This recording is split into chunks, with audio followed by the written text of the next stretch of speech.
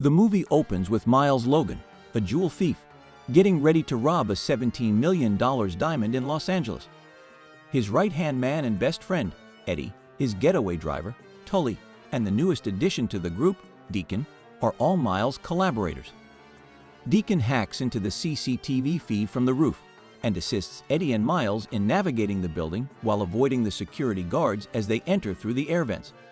Tully is currently waiting for the team in the escape vehicle. Eddie returns to the roof to continue their plan with Deacon after assisting Miles in opening the safe. To his amazement, the new recruit then confesses his genuine motives.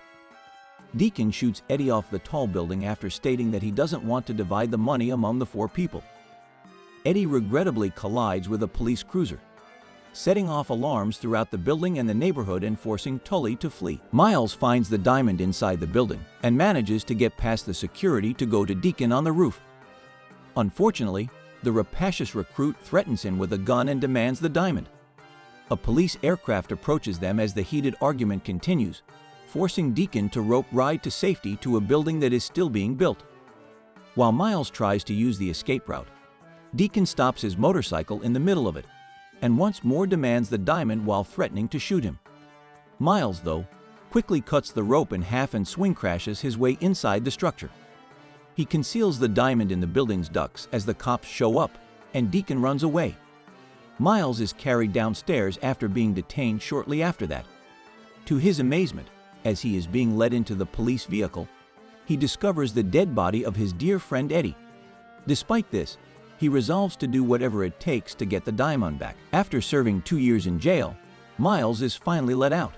He is nonetheless adamant about getting back the priceless jewel.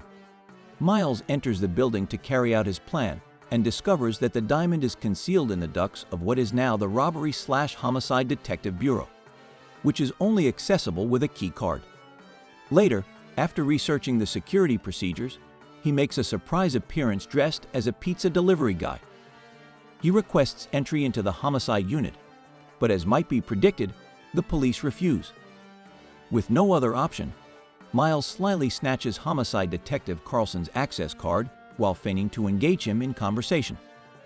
Later, Miles gives his sketchy Uncle Lou the card and asks him to make a new one for him.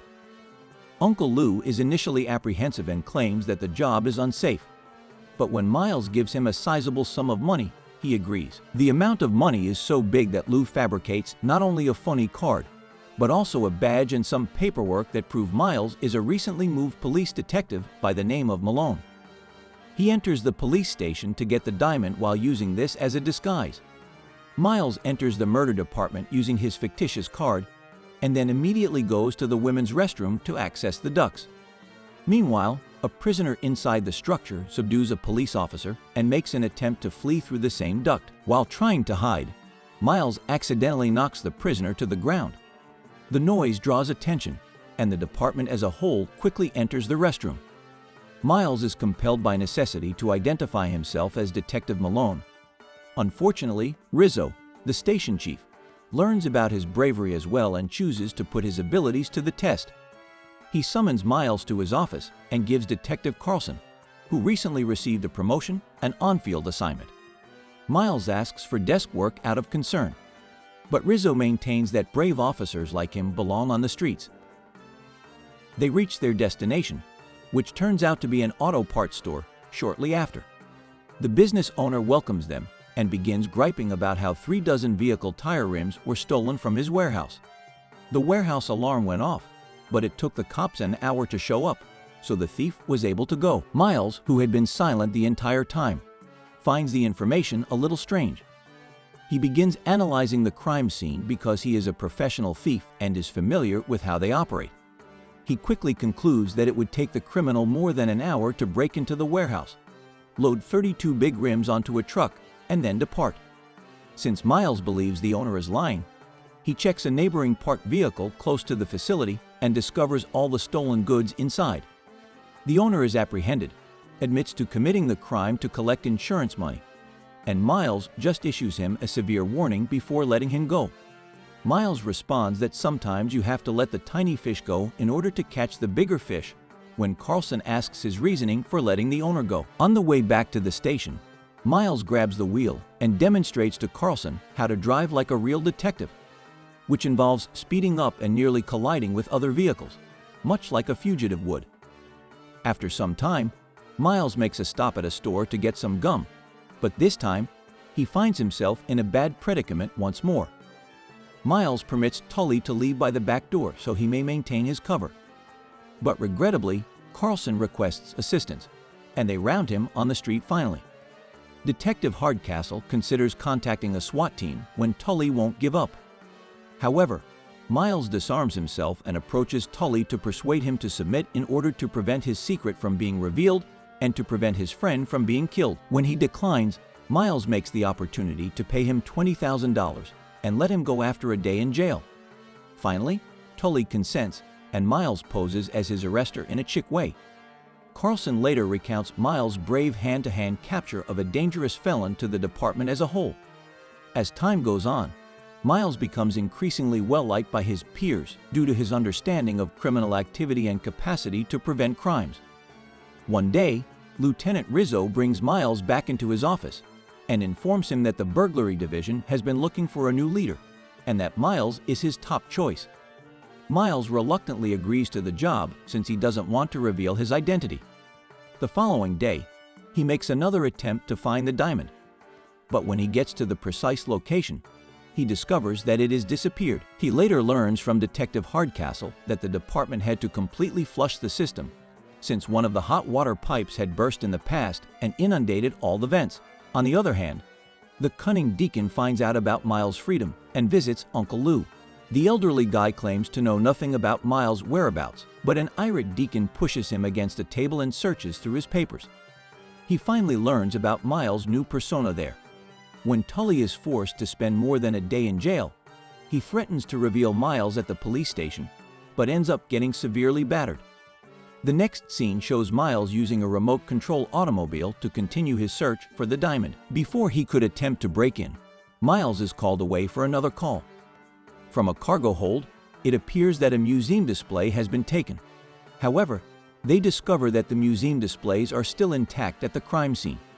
The FBI, which has jurisdiction over the crime, is also present, and Miles butts their head with FBI Agent Gray. After some time, Miles must comply with the LAPD's request to leave the crime site, but not before giving the haughty FBI agents a hard time. On the walk home, Miles makes the deduction that the FBI was searching for narcotics rather than antiques based on his broad knowledge and expertise. He reveals that thieves frequently use drugs as cargo to sneak them into the nation from overseas and steal them before they are seized by customs. Then Miles and his team search for bonded trucks. Only these trucks are permitted entry into bonded warehouses, and focuses on the truck after picking up some tips from Miles. The FBI radios them to back off, but Miles and his team stop the truckload of heroin at a traffic check and apprehend the smugglers. Later on in the day, Miles enters the evidence room while pretending to look at the drugs that were seized. He finally succeeds in getting the diamond there, and he is thrilled.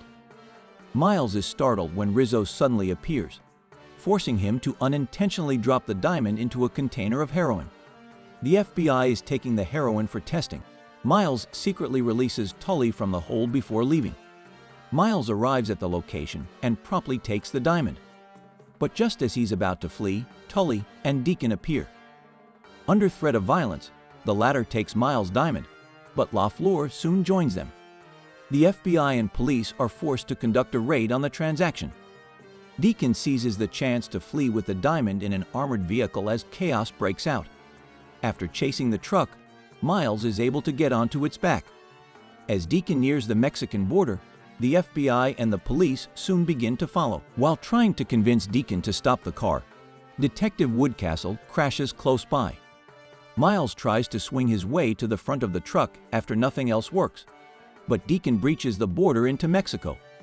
He passes through the barriers set up by both American and Mexican authorities as he makes his way there. Miles slips off the truck as a result of the extended jerk and watches as Deacon's van vanishes from his line of sight. Due to their lack of authority over Mexico, the police and FBI are compelled to end their chase at the border.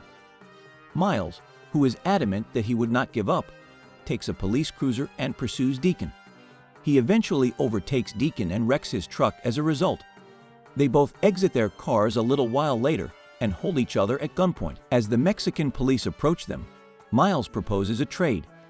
Deacon must give him the diamond in exchange for Miles taking him back to the U.S. and giving him a percentage of the diamond's proceeds. Deacon agrees, but Miles quickly pulls a fast one on him by handcuffing him to the broken truck for the Federales and starting to make his way back to the U.S. border. Deacon prepares to shoot him with a gun, but Miles turns and kills him with a gun, exacting revenge for Eddie's passing. After that, he enters the U.S., where the FBI and police both demand an explanation. This time, Miles informs them that he is an undercover Federal from Mexico who must report to his fellow agents. Carlson and Hardcastle stop him just inches beyond the line, proving they are aware of his true identity. They thank him for all of his assistance and view him as a friend, so they choose not to arrest him. They reassure him that the FBI cannot find him because he is just inches from the border. They embrace a tearful farewell before Miles departs with a diamond for Mexico.